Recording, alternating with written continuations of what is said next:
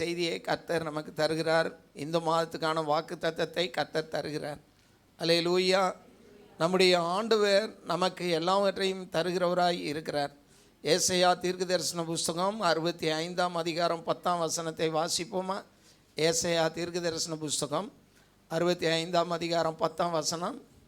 என்னை தேடுகிற என் ஜனத்துக்கு சாரோன் ஆட்டுத்தொழுவமாகவும் ஆகோரின் பள்ளத்தாக்கு மாட்டுக்கடையாகவும் இருக்கும்.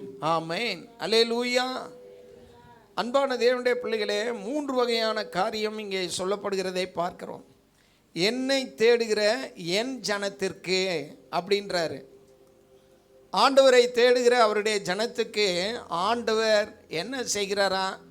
அவர்களுக்கு எல்லாவற்றையும் இருக்கும்படியாக செய்கிறார். சாரோன் அங்கே என்னவாக இருக்குமா? ஆட்டு தொழுவமாக இருக்கும். அப்புறம் ஆகோரின் பள்ளத்தாக்கு மாட்டுக்கிடையாக இருக்கும். அப்படின்னா என்ன அர்த்தம்னா, அந்த நாட்களில் அவர்கள் மேய்ப்பனாக மேய்ச்சல் தொழில் செய்கிறபடினாலே அவங்களுக்கு வேண்டிய ஆசீர்வாதமாக நன்மையாக பெரிய பெரிய காரியங்கள்லாம் இருக்கும். பட்டணம் அவங்களுக்கு இருக்கும், பள்ளத்தாக்கு இருக்கும் என்று சொல்லுகிறார். அதுபோல கர்த்தர் இந்த மாதத்திலே நமக்கு எல்லாவற்றையும் இருக்கும்படியாய் செய்கிறவர். அல்லேலூயா. எல்லாம் நமக்கு இருக்கும்படியாக எல்லாவற்றையும் நமக்கு கொடுத்து நம்மை ஆசீர்வதித்து எல்லாவற்றையும் சுதந்திரிக்க செய்து எல்லாவற்றையும் உடையவர்களாக நம்மை வைக்க போகிறார் கர்த்தர். அல்லேலூயா. என்ன நிபந்தனைன்னா, அங்கே நிபந்தனை என்ன சொல்லப்பட்டிருக்கிறது? என்னை தேடுகிற என் ஜனங்கள்ன்றார். அல்லேலூயா. இங்கே வந்திருக்கிற நாம் எல்லோரும் எதற்காக வந்திருக்கிறோம்? என்னை பார்க்கவா வந்தீங்க? மாப்பிள்ளை பார்க்கவா வந்தீங்க? நீங்கள் பொண்ணை பார்க்கவா வந்தீங்க? சொல்லுங்க. எல்லாம் ஆண்டவரை தேடி வந்திருக்கிறோம். அல்லேலூயா.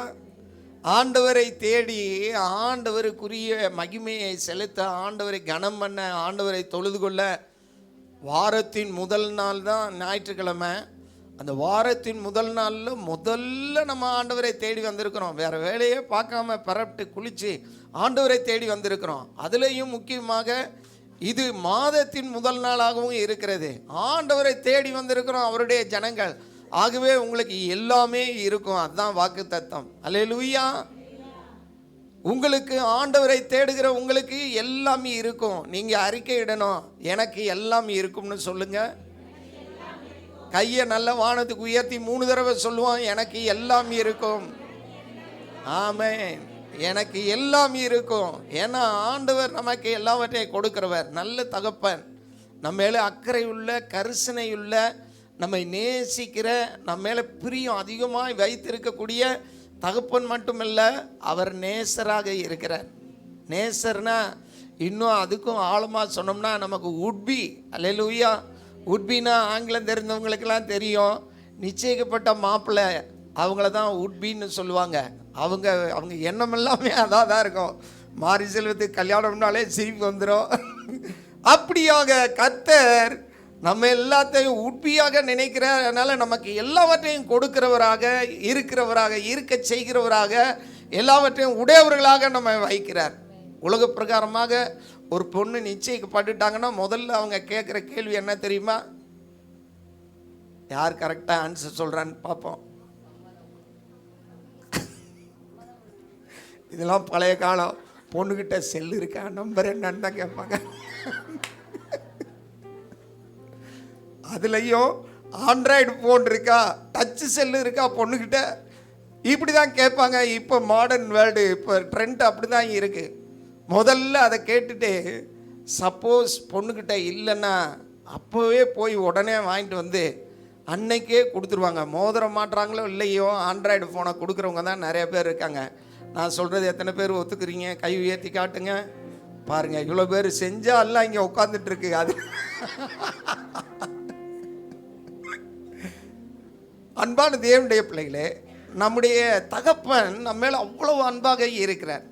அவரை தேடுகிற நமக்கு எல்லாவற்றையும் அவர் கொடுத்து நம்மை இருக்க செய்கிறவராக இருக்கிறார். உடையவர்களாக இருக்கணும்னு விரும்புகிறவர் நம்முடைய தகப்பன். அல்லேலூயா. ஆகவே நீங்கள் எபிரேயர்கள் நிருபம் 11ஆம் அதிகாரம் 6ஆம் வசனத்தை வாசிங்க. ஆண்டவர் என்ன சொல்லியிருக்கிறார் என்று பார்ப்போம். எபிரேயர் 11:6 வாசிப்போம். விசுவாசம் இல்லாமல் தேவனுக்கு பிரியமாய் இருப்பது கூடாத காரியம். ஏனென்றால் தேவனிடத்தில் சேருகிறவன் அவர் உண்டென்றும் அவர் தம்மை தேடுகிறவர்களுக்கு பலன் அளிக்கிறவர் என்றும் விசுவாசிக்க வேண்டும். ஆமென். இதுதான் ஃபண்டமெண்டல் ஃபெய்த். நமக்கு விசுவாசத்துடைய அஸ்திவாரமே இதுதான். தேவன் உண்டென்றும் அவர் தம்மை தேடுகிறவர்களுக்கு பலன் அளிக்கிறவர் என்று விசுவாசிக்கணும். ஆண்டவரை தேடின எனக்கு ஒன்றுமே கிடைக்கல. ஒரு சிலர் படபடன்னு பேசுவாங்க. அவங்க எடுத்த உடனே நான் பாஸ்டர் ஜெபத்துக்கு வந்தேன், ஒன்றுமே நடக்கலை பாஸ்டர்னு. அவங்களெல்லாம் எதை வச்சு அடிக்கிறேன்னு தெரில. அல்லேலூயா. அன்பான தேவனுடைய பிள்ளைகளே, ஆண்டவர் வாக்குத்தத்தம் இப்படி பண்ணி இருக்கிறாரு. உங்களை உயிரோடு வச்சிருக்கிறார். முதல்ல உங்களுக்கு சுவாசத்தை கொடுத்துருக்காரு. அதை நினைங்க. அவரை தேடுகிறவர்களுக்கு பலன் அளிக்கிறவர் ஆண்டவர். அவர் பொய்யாத தேவன். அவரை நீங்கள் தேடுனா உங்களுக்கு எந்த வகையிலும் எல்லா காரியத்தையும் கொடுத்து உங்களை அவருடைய சாட்சியாக மாற்றுகிறவர் தான் நம்முடைய கர்த்தர். ஆகவே அன்பான தேவனுடைய பிள்ளைகளே, அவரை தேடணும். அதனால நமக்கு பலன் உண்டு என்பதை நீங்கள் நினைவில் வைத்து கொள்ளுங்கள். வாக்குத்தத்தம் அதுதான். என்னை தேடுகிற என் ஜனத்துக்கு எல்லாம் இருக்கும் என்று சொல்லியிருக்கிறார். எல்லாம் என்பது ஒரு பெரிய பட்டியலை போல இருக்கிறது. ஏன்னா ஆண்டவர் அப்படிப்பட்டவர். நீங்கள் புலம்பலின் புஸ்தகம் 3ஆம் அதிகாரம் 25ஆம் வசனத்தை பார்த்தீங்கன்னா, புலம்பல் 3:25 வாசிக்க கேட்போம். தமக்கு காத்திருக்கிறவர்களுக்கும் தம்மை தேடுகிற ஆத்துமாவுக்கும் கர்த்தர் நல்லவர். தம்மை தேடுகிற ஆத்துமாவுக்கும் கர்த்தர் நல்லவர். அல்லேலூயா. ஆண்டவர் அவரை தேடுகிறவர்களுக்கெல்லாம் நல்லவராகவே இருக்கிறார். எத்தனையோ காரியங்களிலே ஆண்டவர் அதை வேதத்திலே நமக்கு பதிவு செய்து வைத்திருக்கிறார். அந்த வசனங்களெல்லாம் நம்ம தியானிக்கும் போது அதை நமக்குரியதாக, நமக்கு நம்பிக்கைக்குரிய வார்த்தையாக நம்ம வைத்து கொள்ள வேண்டும். முக்கியமாக எப்போ தேடணும்னு சாலமோன் சொல்கிறாரு. 8:17 நீதிமொழிகள் 8:17 நம்ம பார்த்தோம்னா, நீதிமொழிகளின் புஸ்தகம் 8ஆம் அதிகாரம் 17ஆம் வசனத்தை வாசிக்க கேட்போம். என்னை சிநேகிக்கிறவர்களை நான் சிநேகிக்கிறேன், அதிகாலையில் என்னை தேடுகிறவர்கள் என்னை கண்டடைவார்கள். ஆமென். அல்லேலூயா. அதிகாலையில் ஆண்டவரை தேடணும். காக்கை குருவிகள் எல்லா ஜீவன்களும் காலையிலேயே அவரை நோக்கி கூப்பிடுகிறது என்று பார்க்கிறோம். எல்லாம் அதிகாலையிலே ஆண்டவரை தேடுகிறது. ஆனால் மனுஷன் மாத்திரம்தான் அந்நேரம் கொரட்டை விட்டு தூங்குறான். காலையில் கிளைமேட் நல்லா இருக்குன்னு சொல்லி. அன்பான தேவனுடைய பிள்ளைகளை, நம்ம தான் அவருடைய சாயலில் படைக்கப்பட்டு இருக்கிறோம். அதில் ஒரு சிலர் சொல்லிக்கிறோம், எப்பயுமே ஆண்டவரை தேடிட்டு தான் இருக்கேன் பாஸ்டர் அப்படின்னு. நீங்கள் அதிகாலையில் ஆண்டவரை தேடி பாருங்கள். அதுக்குரிய வித்தியாசத்தை நீங்கள் காண முடியும். உங்கள் வாழ்க்கை ஆசீர்வாதமாக இருக்கும். ஆண்டவரை நீங்கள் அதிகாலையில் இருட்டோடு எழுந்து ஆண்டவரை துதித்து தியானித்து அந்த அமைதியான நேரத்தில் ஆண்டவரோடு உங்கள் நேரத்தை செலவழிங்க. ஆண்டவர் உங்களோடு பேசுவார். உங்களுக்கு நல்ல ஆலோசனைகளை தருவார். உங்களை வழி நடத்துவார், வழி காட்டுவார், உங்களை தைரியப்படுத்துவார். உங்களுக்கு வேண்டிய எல்லா பலனையும் ஆரோக்கியத்தையும் அந்த நேரத்திலே கர்த்தர் உங்கள் மேலே வருஷிக்க பண்ணுவார். அல்லேலூயா. நீங்கள் இவ்விதமாக ஆண்டவரை தேட வேண்டும். நீங்கள் 69ஆம் சங்கீதம் 32ஆம் வசனத்தை பார்த்தீங்கன்றால் அங்கே வாக்கு தத்தமாக சொல்லப்பட்டு இருக்கிறது. 69ஆம் சங்கீதம் 32ஆம் வசனத்தை வாசிக்க கேட்போம். சாந்த குணமுள்ளவர்கள் இதை கண்டு சந்தோஷப்படுவார்கள். தேவனை தேடுகிறவர்களே உங்கள் இருதயம் வாழும். ஆமென். எல்லாருமே சொல்லுமா, தேவனை தேடுகிறவர்களே உங்கள் இருதயம் வாழும். உங்கள் இருதயம் வாழும். ஆமென். நீங்க தேவனை தேடுகிறவர்களா இருந்தால் நிச்சயமாக உங்கள் வாழ்க்கையிலே வாழ்வு உண்டாகும், ஜீவன் உண்டாகும். பிசிக்கலாக எடுத்துக்கிட்டால் கூட நீங்கள் நன்றாக ஆரோக்கியமாக இருப்பீர்கள், பலனோடு சுகத்தோடு இருப்பீர்கள். ஆச்சரியமாக கர்த்தர் உங்களை நடத்துவார். என்னுடைய வாழ்க்கையே அதுக்கு ஒரு சாட்சி. என் மகனுக்கு தெரியும், என் ஒய்ஃபுக்கு தெரியும், என் மகனுக்கு தான் ரொம்ப நல்லா தெரியும். ஏன்னா நான் அவ்வளவு இங்கே வேலை பார்த்துட்டு இருந்தேன். எனக்கு எந்த டிஃப்ரென்ஸும் தெரியல. எல்லா காரியமும் செஞ்சுட்டு யதார்த்தமாக தான் ஹாஸ்பிட்டலுக்கு போனேன். ஹாஸ்பிட்டல் போனால் நீங்கள் அட்டாக்கில் இருக்கீங்க, எப்படி இங்கே வந்தீங்கன்றார். ஆச்சரியம். கர்த்தர் என்னை வாழ வைத்திருக்கிறார். ஆண்டவருடைய வல்லமையினாலே கர்த்தர் வாழ வைத்து நம்ம எல்லாம் உட்கார வைத்து நம்மளை துதிக்க வைத்து கொண்டு இருக்கிறார். அல்லேலூயா. தேவனை தேடுகிற நாம் ஒவ்வொருவரும் இந்த உலகத்திலே நன்றாக இருப்போம் என்பதை தான் வேதம் சொல்லுகிறது. நீங்கள் 34ஆம் சங்கீதம் 10ஆம் வசனம் நமக்கு எல்லாருக்குமே தெரிந்த ஒரு வாக்குத்தத்த வசனம். சங்கீதம் 34:10 வாசிப்போம். சிங்கக்குட்டிகள் தாழ்ச்சியடைந்து பட்டினியாயிருக்கும், கர்த்தரை தேடுகிறவர்களுக்கோ ஒரு நன்மையும் குறைபடாது. ஆமென், அல்லேலூயா. பார்த்தீங்களா, ஒரு நன்மையும் குறைபடாதுன்னு வாக்குத்தத்தம் சொல்லி இருக்கிறது. கர்த்தரை தேடணும். பாஸ்டர் என்னால் முடியல பாஸ்டர், இடுப்பு வலிக்குது, கால் வலிக்குது பாஸ்டர் அப்படின்லாம் நீங்கள் சொன்னீங்கன்னா எப்படி உங்களுக்கு ஒரு நன்மையும் குறைபடாமல் கிடைக்கும் சொல்லுங்கள்? இங்கே வரலை, அங்கே வரலை, அங்கே போகிறேன் பாஸ்டர், அங்கே போயிட்டேன் பாஸ்டர், இந்த வேலை பாஸ்டர், இந்த வேலை பாஸ்டர்னா ஏன்ட்ட சொல்லிடலாம், என்னை சமாளிச்சிடலாம். ஆண்டவர் உங்களை ஆசீர்வதிக்கணுமே. எவ்வளவு உங்களுக்கு ஃபோன் பண்ணி கூப்பிட்றோம், எவ்வளோ கெஞ்சுறோம். உங்கள் வீட்டிலையே கெஞ்சுறாங்க. உங்கள் அக்கா கெஞ்சுவாங்க, வாமா போகலாம், வாமா போகலாம், நீ போயிட்டு வாக்கா. நான் வர முடியலக்கா. பக்கத்து வீட்டுக்காரவங்க கூப்பிடுவாங்க, வாங்க போகலாம், எனக்கு ஒரு மாதிரி இருக்குது, நீங்கள் போயிட்டு வாங்க. அப்புறம் அவங்க போன பிறகு இவங்க ஒரு மாதிரி இருக்கிறது ஒரு மாதிரி ஆயிடுவாங்க. எல்லா வேலையும் ஆட்டோமேட்டிக்காக நடக்கும். பிசாசு ரெடியாக இருப்பா. சரி வந்து வகையாக மாட்டிக்கிருச்சு, இதுக்கு எல்லா வேலையும் கொடுத்து எல்லா வேலையும் நம்ம செய்வோம். முதல்ல என்ன செய்வோம் தெரியுமா? டீயை கொட்டி விடுவான். ஐயோ, எல்லாத்தையும் அலசு, எல்லாத்தையும் தொட. அப்புறம் கொஞ்ச நேரத்துக்குள்ளே சாம்பார் கொட்டி விடுவான். சாத்தான், நீ ஜெபத்துக்கு போகல, சாம்பாரை தொட, ஃப்ளோரெல்லாம் தொட. பிள்ளை வந்து பல வேலைகளை செய்து விடும். பல விதமான நேரத்தை சாத்தான் திருடி நம்மளை வந்து எல்லா காரியங்களையும் புழிஞ்சு எடுத்துருவான். தேவ சமூகத்துக்கு போனால் நம்ம வந்து சந்தோஷமாக இருந்து மகிழ்ச்சியோடு ஆராதித்துட்டு வரலாம். அப்படி இல்லைன்னா நீங்கள் எங்கேயாவது போயிட்டு வருவான்னு நினச்சிங்கன்னா பஸ் ஸ்டாப்பில் போய் 1.5 மணி நேரம் நிற்க வைப்பான். நில்லு, அசையக்கூடாது, அப்படியே நில்லு. சாத்தான் அப்படி செய்வான். உங்களுக்கு தெரியாது, நீங்கள் வந்து ஆவிக்குரிய யுத்தம் பூமியில் நடந்துக்கிட்டே இருக்கு. நமக்கு ஒரு எதிராளி இருக்கிறான்.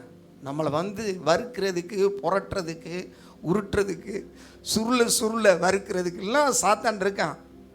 அதனால நிறைய பேர் என்னென்னா அங்கே போயிட்டு அந்த பிரச்சனை தாக்காமல் திரும்ப ஓடி வந்தவங்கெல்லாம் இருக்கிறாங்க. அல்லேலூயா.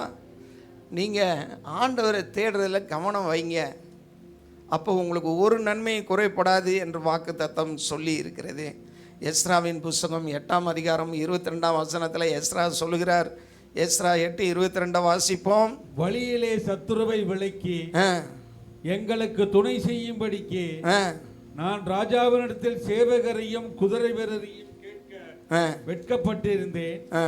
எங்கள் தேவனுடைய கரம் தம்மை தேடுகிறவர்கள் எல்லார் மேலும், எங்கள் தேவனுடைய கரம் தம்மை தேடுகிற எல்லார் மேலும் அவர்களுக்கு நன்மையாக இருக்கிறது என்றும், அவர்களுக்கு நன்மையாக இருக்கிறது என்றும், அவருடைய வல்லமையும் அவருடைய கோபமும் அவரை விட்டு விலகுவார்கள் எல்லார் மேலும் இருக்கிறது என்றும், அவரை விட்டு விலகுகிறவர்கள் எல்லார் மேலும் இருக்கிறது என்றும் நாங்கள் ராஜாவுக்கு சொல்லி இருந்தோம்.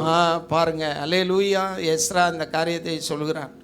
ஆண்டவருடைய உதவி இருக்கு. ராஜாவுடைய உதவி இல்லைன்னாலும் எங்களுக்கு ஆண்டவருடைய உதவி இருக்கு. தேவனை தேடுகிறவர்களுக்கு ஆண்டவருடைய கரம் நன்மையாகவே இருக்கும். அந்த வசனத்தில் மற்றொரு பகுதி சொல்லியிருக்கு, தேவனை தேடாதவர்களுக்கு தீமையாகவும் அது ரொம்ப கஷ்டத்தையும் உண்டு பண்ணும்படியாக இருக்கும். ஏன்னா ஆண்டவரே சொல்லியிருக்காரு, நான் அனுக்கிரகத்தையும் வைக்கிறேன், நிக்கிரகத்தையும் வைக்கிறேன் என்று. அனுக்கிரகத்தை நம்ம பெற்றுக்கொள்கிறவர்களாக இருக்கணும். நிக்கிரகம் நமக்கு வரவே கூடாது. நம்மளுடைய இதயத்தை அவ்விதமாக ஆண்டவர் பக்கத்திலேயே நம்ம வைத்து கொள்ளணும். அப்போ ஆண்டவரை தேடும்போது நமக்கு ஒரு வாழ்க்கையிலே மகிழ்ச்சி உண்டாகும். 1 நாளாகமம் 16ஆம் அதிகாரம் 10ஆம் வசனத்திலே வாக்குத்தத்தமாக சொல்லப்பட்டு இருக்கிறது. 1 நாளாகமம் 16:10 வாசிங்க. அவருடைய பரிசுத்த நாமத்தை குறித்து மேன்மை பாராட்டுங்கள், கர்த்தரை தேடுகிறவர்களின் இருதயம் மகிழ்வதாக, ஹல்லேலூயா. கர்த்தரை தேடுகிறவர்களுடைய இருதயம் எல்லாமே மகிழ்ச்சியாக இருக்கும். அதனால தான் நம்ம சபையில் அப்பப்போ சிரிப்பு காட்டிக்கிட்டே இருக்கோம். ஹல்லேலூயா. நீங்கள் வந்து சந்தோஷமாக இருக்கணும். அதுதான் கர்த்தர் விரும்புகிறாரு. அதுலேயும் என்னை பற்றி என்ன எங்கள் குடும்பத்தில் சொல்லுவாங்கன்னா, நீங்கள் நகைச்சுவை பிரசங்கியாராக இருக்கீங்க. பாஸ்டர் ராஜாமணி அப்படி தான் நகைச்சுவை பிரசங்கியார். அவர் எந்திரிச்சாருன்னா அவர் சிரிக்க வைக்காமல் விடமாட்டார். அவருடைய செய்திலாம் நீங்கள் கேட்டு பாருங்கள் யூடியூப்பில். அதே மாதிரி பிஜி வர்கீஸ்னு ஒருத்தர் இருக்கிறாரு, அவரும் அதே மாதிரி நகைச்சுவை பிரசங்கியார் தான். எனக்கு என்னவோ தெரில, அந்த மாதிரி ஒரு சிரிப்பு அபிஷேகத்தை கர்த்தர் தந்திருக்கிறார். அதனால நான் பேசுகிறேன். ஏன்னா எளிய முறையில் கற்றுத்தரணும். கிண்டர் கார்டனுக்கு எப்படி டீச்சர் இருக்கிறாங்க, மிஸ்ஸு, அந்த மாதிரி கர்த்தர் என்னை வைத்திருக்கிறார். அல்லேலூயா. கர்த்தரை தேடுகிறவருடைய எல்லாருடைய இருதயமும் மகிழ்ச்சியாக ஆனந்தமாக இருக்கும் என்று கர்த்தர் வாக்கு பண்ணுகிறார். நீங்கள் அது மாத்திரம் இல்லை, 40ஆம் சங்கீதம் 16ஆம் வசனத்தை வாசித்து பார்த்தீங்கன்னா, அங்கே 40ஆம் சங்கீதம் 16ஆம் வசனத்தை பாருங்கள். உம்மை தேடுகிற அனைவரும் உமக்குள் மகிழ்ந்து சந்தோஷப்படுவார்களாக. ஆமே. உம்மை தேடுகிற அனைவரும் உமக்குள் மகிழ்ந்து சந்தோஷப்படுவார்களாக. அங்கே உமக்குள் அப்படின்றது தான் முக்கியமான காரியம். எத்தனையோ காரியங்கள் நம்மை நெருக்கி கொண்டு இருக்கலாம், பிரச்சனையோடு இங்கே வந்து உட்காந்துருக்கலாம். ஆனால் கர்த்தருக்குள்ளே நம்ம மகிழ்ச்சியாக இருக்கணும். அல்லேலூயா. ஆபகுக்கு அதனால தான் சொல்கிறாரு, நான் கர்த்தருக்குள் மகிழ்ச்சியாக இருப்பேன். எப்படி அவர் மகிழ்ச்சியாக இருப்பேன், எந்த சூழ்நிலையில் சொல்கிறாரு? திராட்சை செடி பலன் இல்லாமல் போனாலும், ஆட்டு மந்தையிலே கிடையிலே முதலற்று போனாலும், நான் கர்த்தருக்குள்ளே மகிழ்ச்சியாக இருப்பேன். நம்மளுடைய மகிழ்ச்சி எங்கே இருக்குன்னா கர்த்தரிடத்துல தான் இருக்குது, கர்த்தருக்குள்ளே தான் இருக்குது. உங்களுக்கு நிறைய பணம் வந்தால் மகிழ்ச்சி வரும்னு நினைக்காதீங்க. பணம் வந்தால் கவலை தான் வரும், பணம் வந்தால் பயம்தான் வரும். 1 கோடி போகும்போது எல்லாருக்கும் கொடுத்து விட்றேன்னா நிறைய பேர் போக மாட்டீங்க. இங்கேயே இருக்கேன் பாஸ்டர், எதுக்கு என் மகனுக்கு ஃபோன் பண்ணியிருக்கேன், அவன் வந்து என்னை பத்திரமா கூப்பிட்டு போன. பணம் வந்த உடனே பயம் வந்துருச்சு பாருங்க. பணம் கொடுத்தா உடனே பயம் வந்துடும். அன்பான தேவனுடைய பிள்ளைகளே, நீங்கள் கர்த்தருக்குள்ள மகிழ்ச்சியாக இருக்கிறதுக்கு பழகி கொள்ளுங்கள். அது வந்து ஒரு வாழ்க்கை. ஆண்டவர் அப்படி தான் வச்சிருக்கிறாரு. எதை பற்றியுமே கவலைப்படக்கூடாது, எதை பற்றியுமே கலங்கக்கூடாது. நமக்கு கர்த்தர் இருக்கிறார், கர்த்தர் எல்லாவற்றையும் பார்த்து கொள்ளுவார். ஆண்டவரை நம்பி நம்ம வர்றோம். அதனால் உலகமே பகைத்தாலும், உறவுகள்லாம் எதிர்த்தாலும் நம்ம கலங்கவே கூடாது. கர்த்தருக்குள்ளே நான் மகிழ்ச்சியாக இருப்பேன், கர்த்தருக்குள்ளே சந்தோஷமாக இருப்பேன். நம்முடைய முன்னோர்கள்லாம் அப்படி தான் இருந்தாங்க. ஆபிரகாமை பற்றி நம்ம பார்க்குறோம். 25 வருஷம் வாக்குத்தத்தம் பண்ணி குழந்தை கிடைக்கல. ஆனாலும் ஆபிரகாம் எங்கேயாவது அழுதாரா, எங்கேயாவது சினிங்கிக்கிட்டே இருந்தாரா? ஆண்டவர்கிட்ட கோச்சிட்டு போங்க, நான் வரவே இல்லை, என்ன இப்படி சொன்னீங்க, எனக்கு சொல்லியும் கொடுக்கலன்னு சொன்னாரா? எதுவுமே சொல்ல, சந்தோஷமாக அவர் இருந்தார். அப்படியே வரிசையாக எல்லாரையும் எடுத்துக்கங்க. நம்முடைய முற்பிதாக்கள் எல்லாரையும் பாருங்கள், அவங்க கர்த்தருக்குள்ளே எல்லாத்துலேயும் அவங்க சந்தோஷமாக இருந்தார்கள். ஆகவே பிரியமான தேவனுடைய பிள்ளைகளே, இப்படியாக நம்மளுடைய வாழ்க்கை இருக்க வேண்டும். அதுதான் நமக்கு வாக்கு தத்தம். ஆனால் இப்போ நம்ம இப்படி இருக்கிறோமா? அதுதான் கேள்வி. நீங்கள் இப்போ எப்படி இருக்கிறீர்கள்? இந்த பக்கமும் திரும்பி இப்படி கையை காட்டி கேளுங்க, இப்போ நீங்கள் எப்படி இருக்கீங்க அப்படின்னு கேளுங்க. இப்போ எப்படி இருக்கீங்க? பாஸ்டர் இங்கே வந்தால் தான் பாஸ்டர் சிரிக்கிறேன். ஐயோ ஏன் கேட்குறீங்க? வீட்டுக்கு போனால் அந்த மனுஷனோட, ஐயோ வீட்டுக்கு போன இந்த பிள்ளையோட, ஐயோ வீட்டுக்கு போனால் அந்த பக்கத்து வீட்டுக்காரியோட எப்படி இருக்கீங்க? இப்போ எப்படி இருக்கீங்க? அன்பான தேவனுடைய பிள்ளைகளே, ஆண்டவரே வெசனப்படுறாரு. ஏன்னா நிருபத்தில் சொல்கிறாரு, ரோமர் 3ஆம் அதிகாரம் 11ஆம் வசனத்தை வாசித்து பார்த்தீங்கன்னா, அங்கே தீர்க்க தரிசன வசனத்தை எடுத்து கூறி பவுல் எழுதுகிறார். ரோமர் 3:11 வாசிங்க. உணர்வுள்ளவன் இல்லை, உணர்வுள்ளவன் இல்லை, தேவனை தேடுகிறவன் இல்லை, தேவனை தேடுகிறவன் இல்லை. அல்லேலூயா. மக்கள் எப்படி இருக்கிறாங்கன்னா, சுகத்தையும் சௌகரியத்தையும் வசதியும் தான் தேடுறாங்க, தேவனை தேடலை. ஃபாதர் பாடியிருக்காரு, வசதியை தேடி ஓடாதே, அது தொடுவானம் போனால் போய்கிட்டே தான் இருக்கும். வானத்துக்கு, வானத்துடைய எல்லையே இல்லை பாருங்களேன். அந்த மாதிரி தான் நல்ல அபிஷேகம் உள்ள பாட்டு. நான் இப்போ பாடினா ரொம்ப நேரம் அதில் போயிடும். அதனால் பாட்டை உங்களுக்கு ஞாபகம் படுத்துகிறேன். நீங்கள் மற்றதை தேடி போகாதீங்க. ஆண்டவர் அதையே எதிர்பார்க்குறார். தேவனை தேடுகிறவன் ஒருத்தனும் இல்லைன்றாரு ஆண்டவர். பாஸ்டர் என் பொண்டாட்டி பிள்ளைகளை பார்க்கணும்ல பாஸ்டர், தேடினா நான் என்ன ஊழியத்துக்காக வந்திருக்கேன் பாஸ்டர் அப்படி சிலர் சொல்கிறது. எல்லாருமே ஊழியத்துக்கு தான் வந்திருக்கோம். நீங்கள் ஊழியத்திலேயோ அப்படியே குடும்பத்தையும் சேர்த்து பார்த்துட்ருக்கீங்க. அதனால் நீங்கள் மிகுந்த பிரயாசப்படுறீங்கன்னு அர்த்தம். எல்லாருமே ஊழியம் செய்யணும், எல்லாருமே ஆண்டவருக்குரிய காரியத்தை தேடணும். ஆண்டவர் அதைத்தான் நம்மிடத்தில் எதிர்பார்க்கிறார். ஆண்டவர் இந்த உலகத்திலே நமக்கு அதுக்கும் பல காரியங்கள் எல்லாம் முன்மாதிரியாக வைத்திருக்கிறார். 2 நாளாகமம் 12ஆம் அதிகாரம் 14ஆம் வசனத்தை வாசித்து பாருங்க. 2 நாளாகமம் 12ஆம் அதிகாரம் 14ஆம் வசனம். ராஜாக்கள் நமக்கு ஒரு முன்மாதிரியாய் இருக்கிறார்கள். வாசிக்க கேட்போம். அவன் கர்த்தரை தேடுகிறதற்கு தன் இருதயத்தை நேராக்காமல், கர்த்தரை தேடுகிறதற்கு தன் இருதயத்தை நேராக்காமல் பொல்லாப்பானதை செய்தான். பொல்லாப்பானதை செய்தான். அல்லேலூயா. அன்பான தேவனுடைய பிள்ளைகளே, பாருங்க, ராஜாக்கள் ஒவ்வொருத்தரும் ஒவ்வொரு விதமான கேரக்டரில் இருப்பாங்கன்னா, நீங்கள் 4ஆம் புஸ்தகம் வாசிச்சிங்கன்னா 4ஆம் புஸ்தகமும் ராஜாக்கள் புஸ்தகமும் ரெண்டும் ஒட்டி தான் இருக்கும். ரெண்டும் ஒரே கதையை தான் சொல்லும். ஆனால் 4ஆம் புஸ்தகம் ஆவிக்குரிய காரியங்களை மட்டும் நமக்கு எடுத்து சொல்லிக்கொண்டே இருக்கும். 4ஆம் புஸ்தகம் பரலோகத்தில் எது எது குறிக்கப்படுகிறதோ, முக்கியமாக ஆவிக்குரிய காரியங்கள் குறிக்கப்படுகிறதோ அதெல்லாம் அதில் எழுதியிருக்கும். இங்கே சொல்லுகிற தேவனை தேவனை தேட தன்னுடைய இதயத்தை நேராக்காமல் அவன் பொல்லாப்பை தேடினான் என்று இருக்கிறது. பிரியமான தேவனுடைய பிள்ளைகளே, நீங்கள் தேவனை தேடணும், பொல்லாப்பை தேடாதீங்க. பல காரியங்களில் மக்கள் பொல்லாப்பை தேடுகிறவர்களாக இருக்கிறார்கள். நீங்கள் 1 நாளாகமம் 22ஆம் அதிகாரம் 19ஆம் வசனத்தை வாசிங்க.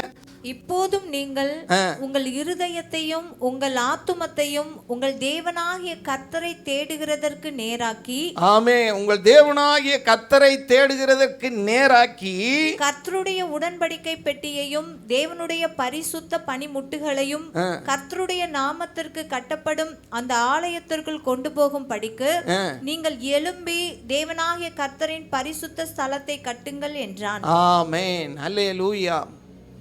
பாருங்க, நம்ம தேவனை தேடுகிறதுக்கு நம்முடைய இதயத்தை நேராக்கி தேவனுக்குரிய காரியம், தேவனுடைய ராஜ்யத்துக்குரிய காரியம், தேவனுடைய சித்தத்துக்குரிய காரியத்தை மட்டும்தான் தேடணும்.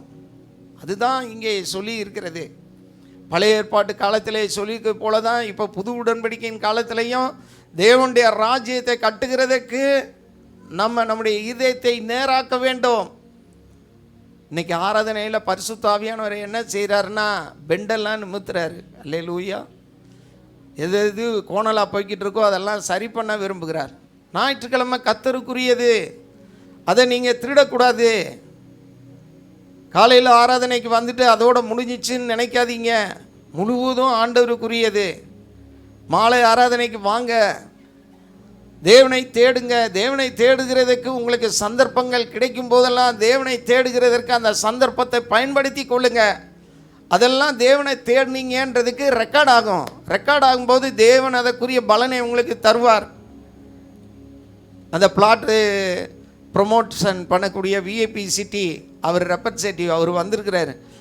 பார்த்தீங்கன்னா யாரை விசிட் பண்ணோம், யாரை போய் பார்த்தோம், எந்த கிளைண்ட்டை சந்தித்தோம் அப்படின்றதுக்கு எல்லாத்துக்கும் ரெக்கார்டு வச்சு அவங்க அனுப்புனாங்கன்னா, ஓ இவ்வளோ பேரை பார்த்துருக்காங்க, சக்ஸஸ் ஆச்சோ இல்லையோ, கம்ப்ளீட் ஆச்சோ இல்லையோ, ஆனால் முயற்சி எடுத்துக்கிட்டே இருக்காங்கன்னு சொல்லி அவங்களுக்குரிய பலனெல்லாம் கொடுப்பார்கள். அன்பான தேவனுடைய பிள்ளைகளே, இது மாதிரி தான் தேவனும் பலன் கொடுக்கிறவர். கர்த்தருக்கென்று நேரத்தை கொடுங்க. தேவனை தேடுகிறதுக்கு வருகிற சந்தர்ப்பத்தை நழுவ விடாதீங்க.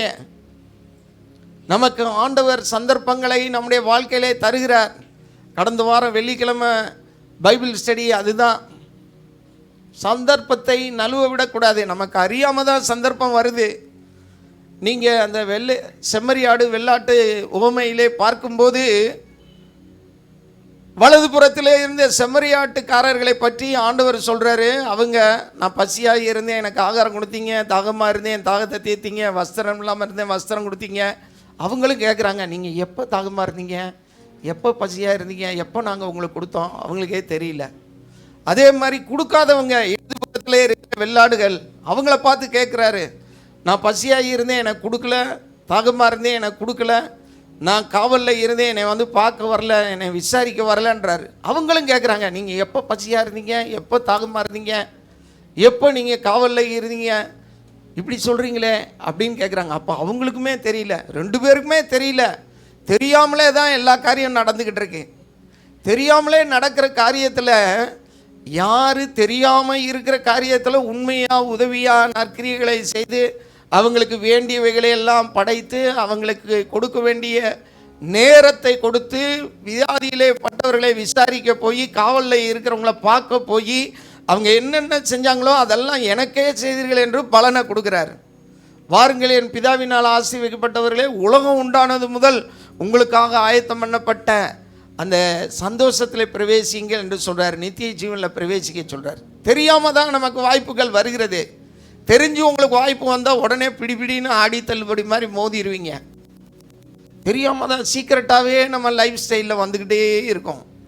நம்ம தான் பிடிச்சி எடுத்துக்கிறோம். இது நமக்குரியது, இதை நம்ம இது நமக்கு தேவனை தேடுகிறதுக்கு ஒரு சந்தர்ப்பம், இதை பயன்படுத்தி கொள்ளணும், இதை நம்முடையதாக்கி கொள்ளணும் என்று நினைக்கணும். பிரியமான தேவனுடைய பிள்ளைகளே, உங்கள் இருதயத்தை நேராக்குங்க, ஆண்டவரை தேடுங்க. சபையில் ஜெபம் வச்சுருந்தோம், காலை ஜெபம், சபை கூடி வந்து ஜெபிங்கன்னு சொன்னோம். எத்தனை பேர் தேடுனீங்க? ஒவ்வொரு ஜெபத்திலையும் எத்தனை பேர் தேடுனீங்க? எல்லாம் முடிஞ்சனால தான் கர்த்தர் இதை பேச வைத்தார். இடையிலே நான் பேசினா கூட நிறைய பேர் வந்திருப்பீங்க. ஆனால் இந்த வாரம் கர்த்தர் இதை தான் செய்தியை கொடுக்க சொன்னார். ஆகவே தேவனுடைய பிள்ளைகள், நீங்கள் உங்கள் இருதயத்தை நேராக்குங்க. நீங்கள் 2 நாளாகமம் 11ஆம் அதிகாரம் 16ஆம் வசனத்தில் பார்த்தீங்கன்னா அங்கே சொல்லப்பட்டு இருக்கிறது. 2 நாளாகமம் 11-16 வாசிப்போம். அந்த லேவியரின் பிறகாலே இஸ்ரவேலின் கோத்திரங்களில் எல்லாம் இஸ்ரவேலின் தேவனாகிய கர்த்தரை தேடுகிறதற்கு தங்கள் இருதயத்தை நேராக்கினவர்கள் தங்கள் பிதாக்களின் தேவனாகிய கர்த்தருக்கு பலியிடும்படிக்கு எருசலேமுக்கு வந்தார்கள். ஹல்லேலூயா.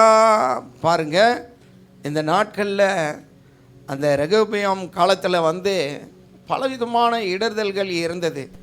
நீங்கள் எருசலேமுக்கு போகாதீங்க, இங்கே சமாரியாவிலேயே ஆராதனை செய்யுங்க, இப்படி பல காரியம் நடந்தது. ஆனால் தங்களுடைய இருதயத்தை தேவனுக்கு நேராக்கினவர்கள் என்ன செஞ்சாங்கன்னா, நான் எருசலேமுக்கு போவேன். நிறைய பேர் சாக்குகள், சர்ச்சுக்கு வரல ஃபஸ்ட்டு, ஆனால் வீட்டில் தான் நான் ஜெபிச்சேன்ல அப்படின்றாங்க. இங்கே இருக்கக்கூடிய சத்தியம் அதுதான். நல்லா புரிஞ்சுக்குங்க. உங்கள் இருதயத்தை நேராக்கி அதுக்கு கிரயம் செலுத்தணும். அது கொஞ்சம் கஷ்டம்தான். கஷ்டம் இல்லாமல் எதையுமே பெற முடியாது. உலகத்தில் நன்மையை பெறணும்னா கஷ்டம்தான். கஷ்டத்தின் மத்தியில் தான் நீங்கள் உங்கள் விசுவாசத்தினாலையும் உங்கள் விடாமுயற்சினாலும் உங்கள் பிரயாசத்தினாலும் எல்லாத்தையும் பெறணும். எல்லாத்துலேயும் உல்லாசமாக சுகபோகமாக இருந்துக்கிட்டே எல்லாம் எனக்கு கிடைக்கணும்னா நம்ம ஏமாளியாக தான் இருக்கணும். அந்த பரிதிமையை பார்க்கணும். அவன் பாருங்க, உடனே இயேசு தான் இந்த பக்கம் வருகிறான்னு சொன்னோன்னே அப்பயே சவுண்டை கொடுக்க ஆரம்பிச்சிட்டான். தாவீதின் குமாரனே எனக்கு இறங்குன்னு. எல்லாரும் அமைதியாக இருப்பா, ஏன்பா இப்படி கத்துற, பேசாதப்பா அப்படின்னு அதட்டுறாங்க. ஆனால் அவன் முன்னிலும் அதிகமாக கத்துறான். ஏசு கிராஸ் பண்ணிட்டாருன்னா போச்சு, நான் பார்க்க முடியாதுன்னு கஷ்டப்பட்டு தான் கத்துனான். அவன் சத்தம் இயேசுவை நிறுத்தியது. அல்லேலூயா. தேடணும், ஆண்டவரை தேடணும். மனுஷர்கள் எவ்வளோ தடை பண்ணுவாங்க, எவ்வளோ காரியம் நமக்கு இடைஞ்சலாக இருக்கும். அந்த பக்கம் போனால் செயினா திருவான், இந்த பக்கம் போனால் வண்டியில் தூக்கிட்டு போயிடுவான், இந்த பக்கம் போகாத, இந்நேரம் போகாத, உன்னை எவனா கடத்திடுவான். இதெல்லாம் அந்த கடைசி காலத்தில் சபை கூடி வருதலுக்கு இடைஞ்சல் உண்டாக்குறதுக்காக சாத்தானால் செய்யப்படுகிற தந்திரமான காரியம். அதுக்கு நம்மளும் தந்திரமாக அந்த தந்திரத்தை மேற்கொள்றதுக்கு நான் இந்த ஒத்தையடி பாதையில் போக மாட்டேன், சுற்றி போவேன். அதுக்காக முதல்ல பரப்பிட்டுருவேன். இப்படி சுற்றி அப்படியே மெயின் ரோடு போய் இப்படி வந்துடுவேன். என்ன கொஞ்சம் நேரம் நடக்கணும், கொஞ்சம் நேரம் டைம் ஆகும், ஆகிட்டு போகுது. சாத்தானை நான் ஜெயிக்கிறேன்லன்னு நீங்கள் ஜெயிக்கணும். அல்லேலூயா. செயின் போட்டு போனால் அத்துருவான் அப்படின்னா சரி செயினை கழட்டி வச்சிடறேன், நான் ஆண்டவரை தேடி போகிறேன், செயின் எனக்கு தேவையில்லை. 100 ரூபாய்க்கு கல்யாணி ஜுவல்லர்ஸு 100 ரூபாய்க்கு எத்தனை பவுனில் வேணும்? என் தங்கச்சி ரூத் வடிவுன்னு ஒன்று இருக்குது. ஏம்மா இவ்வளோ நகை போட்டு இப்படி ஒத்தையில் வர்றேம்மா அப்படின்னா, அண்ணே இது 75 ரூபாண்ணே, இது 110 ரூபாண்ணே, இது பார்க்குறீங்களே இது 250 ரூபாண்ணே, இவ்வளோ பெரிய நெக்லஸ்ஸு. எல்லாமே டூப் தானாம்மா, எல்லாமே டூப் தானே. எங்கள் வீட்டுக்காரரோட போகும்போது தான் நான் ஒரிஜினல் போட்டுக்கிருவேன். அதுவும் பகலில் போனால் தான் ஒரிஜினல் போட்டுக்கிருவேன். பாருங்கள், அவங்க ஹெச்எம் டீச்சர் எல்லாம் என்ன உரசியாக பார்க்க போகிறாங்க. கலட்டுங்க உங்கள் நகை என்ன ஆனால் ஒரு நகை உங்களை ஆண்டவர் தேடுறதுக்கு தடையாக இருந்துச்சுன்னா அதான் இடர்களுக்கு எதான காரியம். ஏசாமி அதான் சொல்கிறார், அதை பிடுங்கி எரிந்து போடுன்றார். அல்லேலூயா. நீங்கள் பிரிங்கி எங்கேயும் எரிஞ்சிடாங்க, காணிக்கை பெட்டியில் போடு. கட்டட நிதிக்கு தேவை. அதனால் உங்கள் ஆதரவே எங்களுடைய வளர்ச்சி. தேவனுடைய பிள்ளைகள், நம்ம தேவனுக்கு நம்முடைய இதயத்தை நேராக்கணும். யோசபாத்து என்ன செய்தான்? நீங்கள் 2 நாளாகமம் 20ஆம் அதிகாரம் 3ஆம் வசனத்தில் பார்க்குறான். 2 நாளாகமம் 20ஆம் அதிகாரம் 3ஆம் வசனத்தை வாசிங்க. அப்பொழுது யோசபாத் பயந்து கர்த்தரை தேடுகிறதற்கு ஒருமுகப்பட்டு யூதாவெங்கும் உபவாசத்தை கூறுவித்தான். ஆமென், அல்லேலூயா. எதிரிகளுடைய பயம் வந்துருச்சு. பயம் வந்த உடனே அவன் இதயத்தை நேராக்குறதுக்காக எல்லா ஜனங்களுக்கும் சொல்லி தர்றான். வாங்க எல்லாரும் சேர்ந்து உபவாசிப்போம், கர்த்தர் நமக்காக யுத்தம் பண்ணுவார். எதையும் வேற எதெல்லாம் சொல்லலை. வாங்க நம்ம ஜெபிப்போம், உபவாசி ஜெபிப்போம், நமக்கு நன்மை நடக்கும் என்று யோசபாத்து எல்லாருக்கும் ஒரு அறிவிப்பு கொடுக்குறான். எல்லாரும் வந்து ஜெபிச்சாங்க. ஜெபிச்சனால யோசபாத்துக்கு ஒரு வெளிப்பாடு இருந்துச்சு. அந்த வெளிப்பாடு என்ன தெரியுமா? ஏற்கனவே சங்கீதக்காரர் சொன்ன 22ஆம் சங்கீதம் 26ஆம் வசனத்தை வாசிங்க. 22ஆம் சங்கீதம் 26ஆம் வசனம். மகா சபையிலே நான் உம்மை துதிப்பேன், அவருக்கு பயப்படுகிறவர்களுக்கு முன்பாக என் பொருத்தனைகளை செலுத்துவேன். அப்புறம் சாந்த குணமுள்ளவர்கள் புஜித்து திருப்தி அடைவார்கள். 22 கர்த்தரை தேடுகிறவர்கள் துதிப்பார்கள் என்று ஒரு வசனம் இருக்கு. அதேதான், சாந்த குணமுள்ளவர்கள் புஜித்து திருப்தி அடைவார்கள், கர்த்தரை தேடுகிறவர்கள் அவரை துதிப்பார்கள். கர்த்தரை தேடுகிறவர்கள் அவரை துதிப்பார்கள் என்று இந்த சத்தியம் தான் யோசபாக்கு தெரிஞ்சு. கர்த்தரை தேடுறவங்க துதிப்பாங்க. அப்ப கர்த்தரை தேடணும், துதிப்போம் என்று யோசபாத்து அங்கே துதியின் சேனையை முதலாவது நிறுத்தினான். நடந்தது என்ன? நமக்கு தெரிஞ்ச கதை தான்.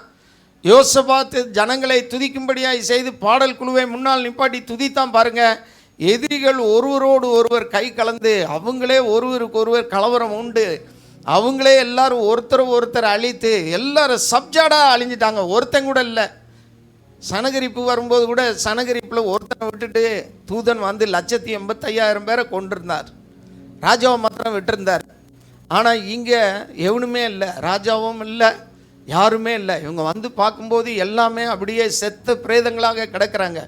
3 ராஜாக்கள், அம்மோனியர், மோவாபியர், சேயீர் மலை தேசத்தார், எல்லாத்தையும் ஆண்டவர் சப்ஜாடாக அழித்து போட்டார். காரணம் என்ன? கர்த்தரை தேடுகிறவர்கள் என்ன செய்வாங்க?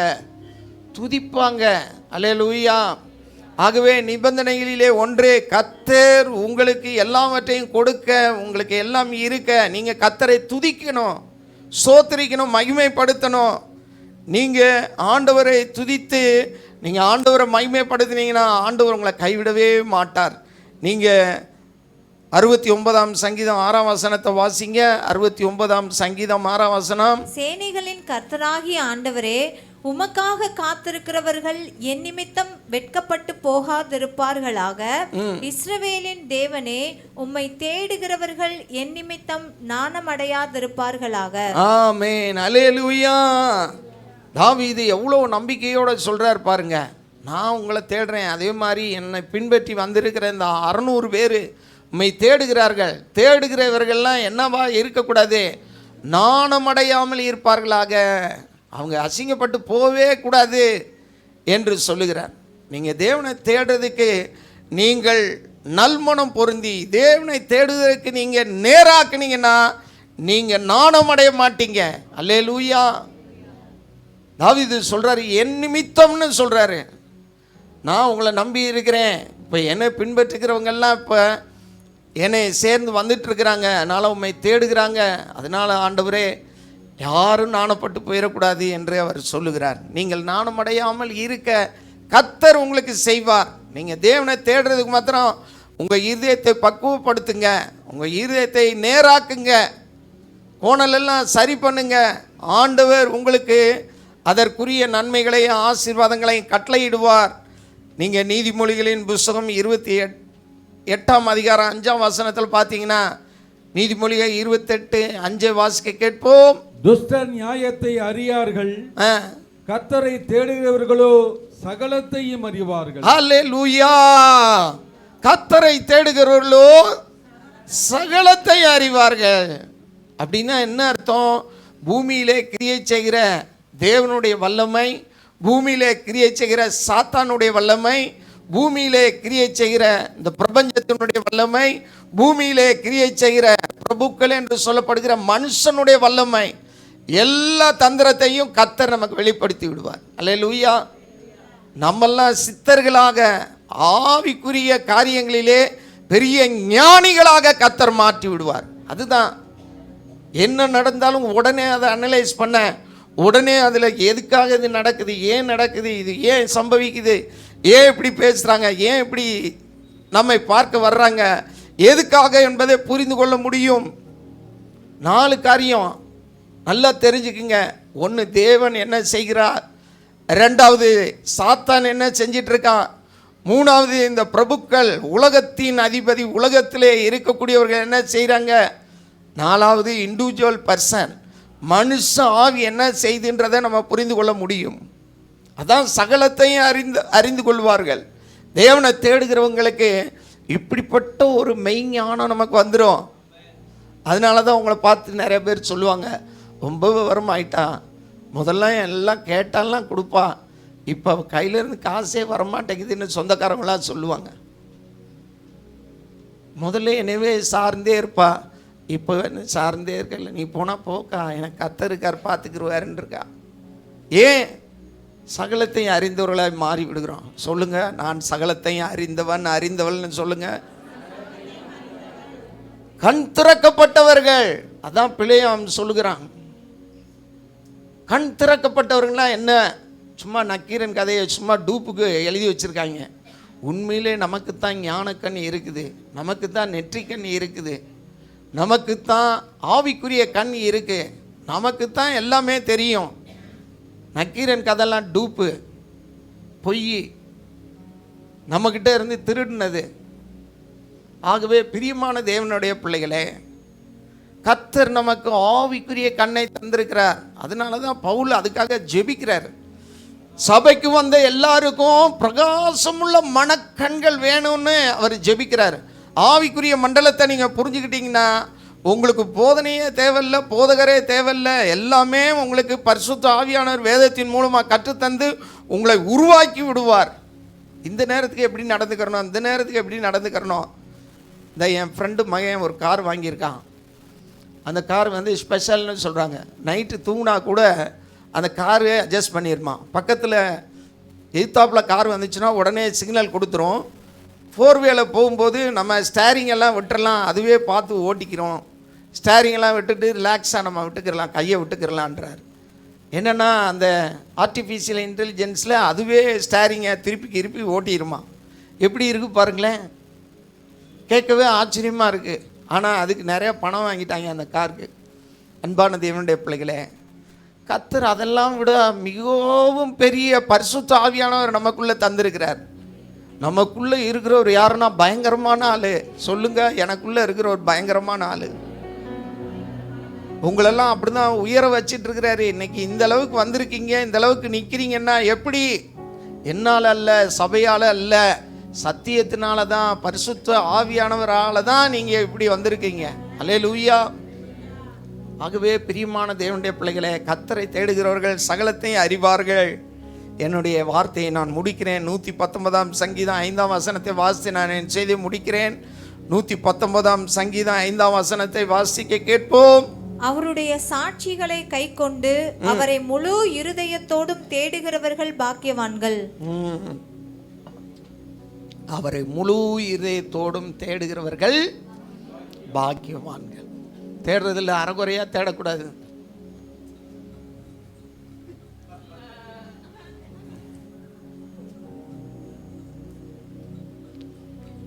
வலிமேல் விழி வைத்து காத்திருக்கிறேன்னு ஒரு பாட்டு இருக்கு, ஃபாதர் எழுதியிருக்கிறார்.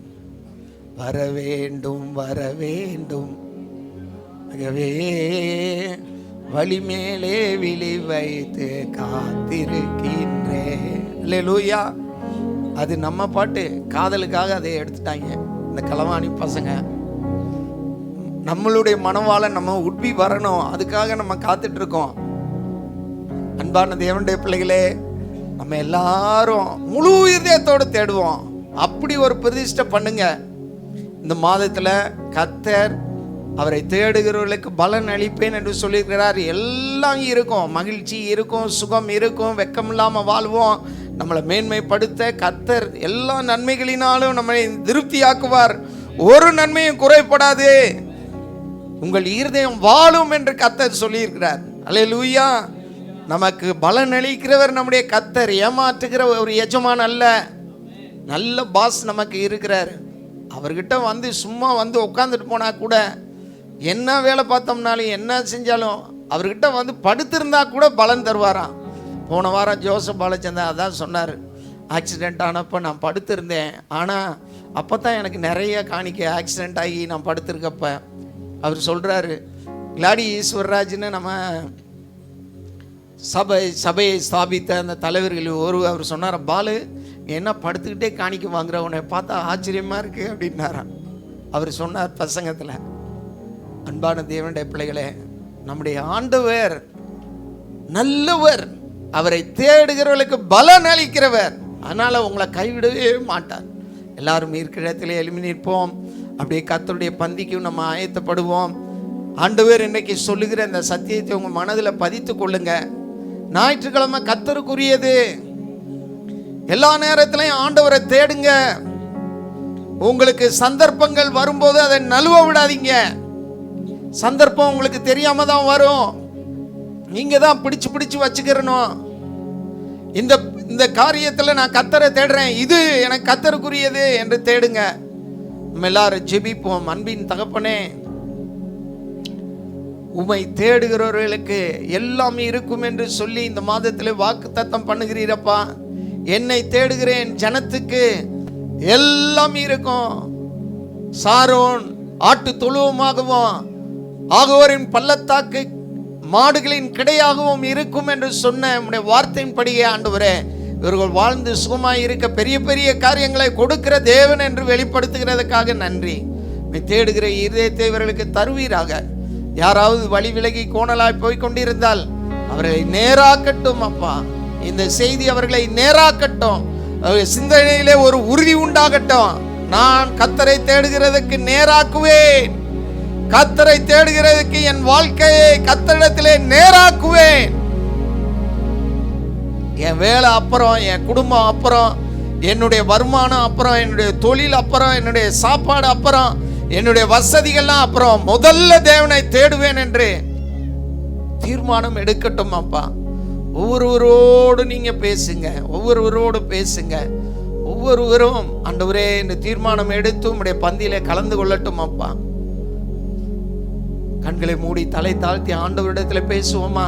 ஆண்டவரிடத்திலே நாம் சொல்லுவோம், ஆண்டவரிடத்திலே நாம் பேசுவோம். இது உங்களுடைய நேரம். நீங்க ஆண்டவரோடு ஒப்புரவாகி ஆண்டவர்கிட்ட உடன்படிக்கை பண்ணுகிற நேரம், அவர்கிட்ட அக்ரிமெண்ட் போடுகிற நேரம். ஆண்டவரே, நான் உம்மிடத்திலே என் இதயத்தை நேராக்கி உம்மை தேட நான் இன்று உறுதி பூணுகிறேன் என்று சொல்லுங்க. நீங்க நாணமடையாமல் கர்த்தர் உங்களை மகிமைப்படுத்துவார். உங்களுடைய நேரம். ஆகவே உள்ளத்தில் தீர்மானம் எடுத்தவர்கள் ஆண்டவருக்கு அதை வெளிப்படுத்தும்படியாக உங்கள் விசுவாசத்தை வெளிப்படுத்த உங்கள் கைகளை வானத்துக்கு நேராக உயர்த்தி காட்டுங்க. அப்படிப்பட்டவர்களுக்காக நான் சிறப்பாக ஜெபித்து இந்த செய்தியை முடிக்கிறேன். நல்ல தகப்பனே, கை உயர்த்தின ஒவ்வொருவருக்காகவும் சோத்திரம். நாங்கள் உங்களுடைய சமூகத்திலே இந்த செய்திக்கு எங்களை ஒப்பு கொடுத்து அர்ப்பணிக்கிறோம் அப்பா. நாங்கள் திசை மாறி போய்கொண்டிருந்த இந்த சூழ்நிலையிலே நீர் பேசின இந்த வார்த்தைகளின் அடிப்படையிலே நாங்கள் உம்மை தேட யோசபாத்தை போல, எஸ்ராவை போல எங்கள் இருதயத்தை நாங்கள் நேராக்க இன்றைக்கு இந்த ஆராதனையிலே தீர்மானிக்கிறோம். இந்த வார்த்தைகளை எங்களை உணர்வுள்ளவர்களாய் மாற்றட்டும். இந்த வார்த்தை எங்கள் வாழ்க்கையிலே ஒரு செயல்பாட்டை துவக்கட்டும். ஒரு காரியம் எங்களிலே புதிய காரியமாக உருவாகட்டும் அப்பா. தகப்பனே, எல்லாவற்றையும் சரி பண்ணி நாங்கள் உம்மை தேடுகிறதுக்கு முழு இதயத்தோடும் அப்பா நாங்கள் கவனம் வைக்க கர்த்தர் உதவி செய்யும். இந்த வார்த்தைகள் ஒவ்வொருவருக்கு பிரயோஜனமாய் மாற்றி கொடுங்க. அது இவர்களுக்கு ஆசீர்வாதத்தை கொடுக்கட்டும் அப்பா. இவர்கள் பாக்கியவான்களாய் மாறட்டும். இயேசுவின் நாமத்தில் எங்கள் அனைவரையும் இடத்துல ஒப்பு கொடுக்கிறோம் நல்ல பிதாவே. தகப்பனே, இந்த நாளிலேயும் கூட ஆண்டவரே ஆராதனைக்கு அழைத்து வந்த ஒவ்வொருவருக்கா நன்றி. இந்த வார்த்தைகளின் அடிப்படையில் ஆண்டவரே அப்பா, யார் யார் உணர்த்தப்பட்டார்களோ அவர்களுக்காய் ஸ்தோத்திரம். ஆண்டவரே, உணர்வு இல்லாதவர்களையும் எப்படியாவது உணர்த்தி அவர்களும் தங்கள் வாழ்க்கையை நேராக்கி கொள்ள கர்த்தர் உதவி செய்யும். இப்போதும் கர்த்தருடைய பந்திக்கு ஆயத்தப்படுகிறோம். ஆவி, ஆத்துமா, சரீரம் குற்றமற்றதாக இருக்கும்படி காக்கப்படட்டும். இதை நாங்கள் ஏற்றுக்கொள்ள கர்த்தர் எங்களுக்கு உதவி செய்யும். எங்களிடத்துல ஏதாவது குறைகள் இருந்தாலும் தகப்பனே அதை மன்னித்து எங்களை புதிதாக்கும். உடைய சித்தம் செய்ய எங்களை வழி நடத்தும்.